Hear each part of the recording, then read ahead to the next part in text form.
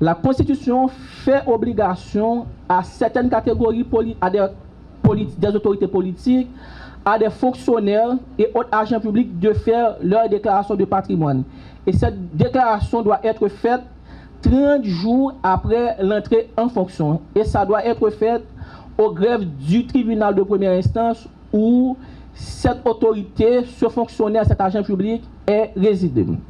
Maintenant, il y a les articles 241 qui condamnent l'enrichissement illicite.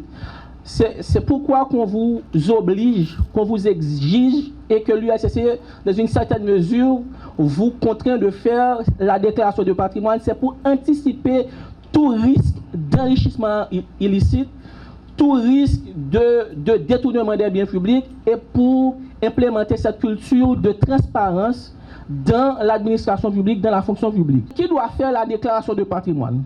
L'article 7 de la loi du 12 février a clairement identifié 7 catégories de personnalités politiques, de fonctionnaires, d'agents publics qui sont tenus de faire leur déclaration tant à l'entrée qu'à la sortie. Maintenant, parmi ces personnalités, on a les autorités du pouvoir exécutif, d'abord le président, le premier ministre, les ministres, les secrétaires d'État, les directeurs généraux, les délégués, les vice-délégués, et les membres des cabinets de ces autorités préalablement citées sont tenus également de faire leur déclaration de patrimoine. Les autorités du pouvoir judiciaire, du président de la Cour de cassation jusqu'au juge de paix, tous ces juges doivent faire leur déclaration de patrimoine. Maintenant, les ambassadeurs, les consuls, les maires, les CASEC, ASEC, les membres des organismes de contrôle, la Cour supérieure des comptes, l'USCC, la CNMP, l'UCREF, l'IGF, l'ensemble de ces acteurs doivent faire leur déclaration de patrimoine. En 2023, l'unité de lutte contre la corruption avait lancé la première édition de la journée de déclaration de patrimoine suite à un constat d'ineffectivité sans appel. En quête de solution, cette même année, soit 15 ans après son adoption, le diagnostic de la loi du 12 février 2008 réalisé par les cadres de l'institution a été aussi présenté. Un état de fait qui interpelle. Des interrogations sur l'efficacité du système haïtien de déclaration de patrimoine s'émergent à bon droit. Devant cette dynamique qui ne pouvait plus durer, des mesures concrètes et structurantes ont été prises. Avant de sanctionner, nous avions entrepris une vaste campagne de sensibilisation, d'éducation à travers de nombreuses assises, de conférences débats, de journées de réflexion autour de l'importance de cette disposition dans la quête de la transparence de la vie publique. En réalité, ces démarches que je qualifie de molles ont pu toucher à nouveau certains convertis et peu de récalcitrants, laissant ainsi le défi entier en raison de la forte réticence de bon nombre de fonctionnaires qui sont malheureusement allergiques au contrôle et à la redevabilité.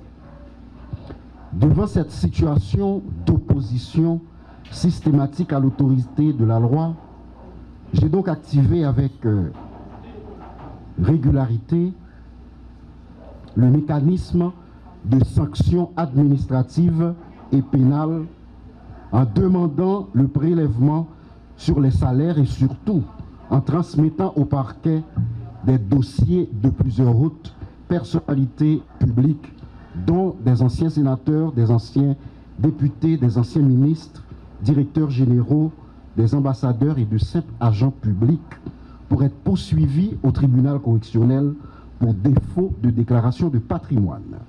Encourageant ne se faisait plus attendre.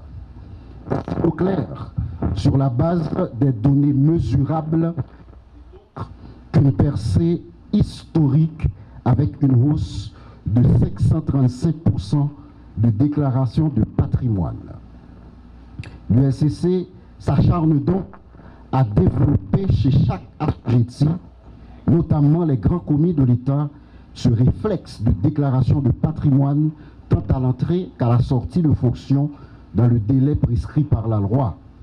Car nous le croyons, l'exemplarité est une vertu que doit porter avec constance celles et ceux qui sont investis d'une responsabilité publique.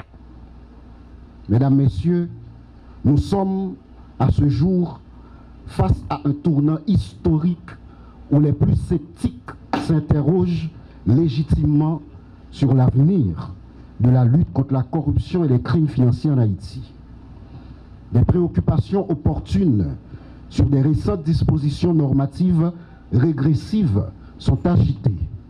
Il est évident et sans conteste que la lutte contre la corruption traverse actuellement en Haïti une zone de turbulence importante au point de se questionner sur la velléité à peine voilée de conférer l'immunité aux grands opérateurs de la corruption. Comme disait l'autre, la corruption c'est comme lutter contre la corruption alors. C'est comme nettoyer des escaliers, il faut commencer par le haut. C'est dans cette compréhension que mon administration a lancé des messages sans équivoque aux criminels à col blanc pour expliquer que la loi est une pour tous et pour toutes. L'exemple, comme je l'ai dit, doit venir d'en haut. Qu'on se le dise avec clarté et courage, c'est malheureusement ce principe qui est remis en cause. Ce comportement alors va en contresens à tous les engagements internationaux pris par Haïti en matière de lutte contre la criminalité financière et contre la grande délinquance économique. Conséquemment, des efforts récents visant à établir la task force interinstitutionnelle anticorruption et surtout les pôles judiciaires spécialisés s'en trouvent gelés et compromis.